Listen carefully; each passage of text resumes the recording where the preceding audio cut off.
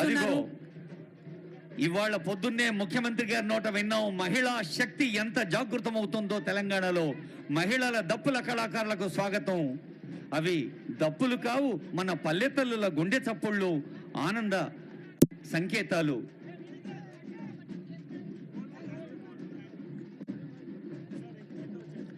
ఆ దప్పుల వెనకే ఘట విన్యాసంతో అందమైన ఆడపడుచులు లయ విన్యాసంతో నడుచుకుంటూ ముందుకొస్తూ ఉన్న తరుణం. తెలంగాణ సంస్కృతి ఘట విన్యాసం వాళ్ళు కథలు రావాలమ్మా. ఒక్కసారి చూడండి, ఆ తల్లులు బ్యాలెన్సింగ్ అంటే నియంత్రణకి ప్రతీకలుగా తలపై ఘటాలు మోస్తూ చేతిలో కోలలు వేస్తూ వస్తున్నారు. అదిగో ఒగ్గుడోళ్ల విన్యాసం.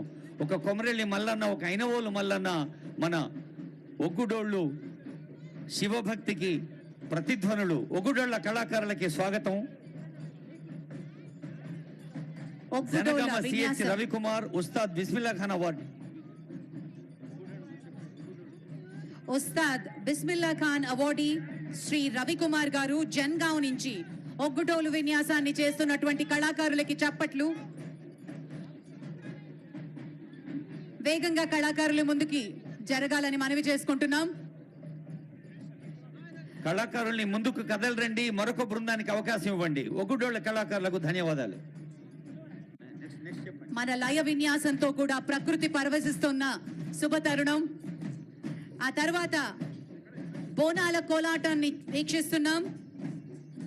గువ్వల మధు జన్గావ్ నుంచి కళాకారులు విచ్చేశారు.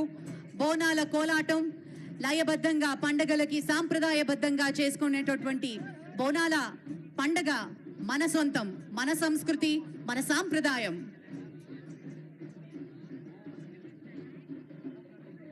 ఆ తర్వాత చూస్తున్నాం బోనాల కోలాటం తర్వాత గుస్సాడి కళాకారులు పద్మశ్రీ కనకరాజు గారి బృందం, సుదర్శన్ గారు ఆదిలాబాద్ నుంచి విచ్చేశారు. వారికి గట్టిగా చప్పట్లతోటి అభినందనలు తెలియజేసేందుగా కోరుతున్నాం. అడవి తల్లికి దండాలు అంటూ మన గదరన్న పాడిన పాట గుర్తొస్తుంది. అదిగో మయూర నృత్యం అనేది ఒక అనేక వేదికల పైన ఉంటే, అడవిలో పుట్టి అడవిలో పెరిగి ఆ కొండల్లో కోనల్లో ఉండే కళారూపం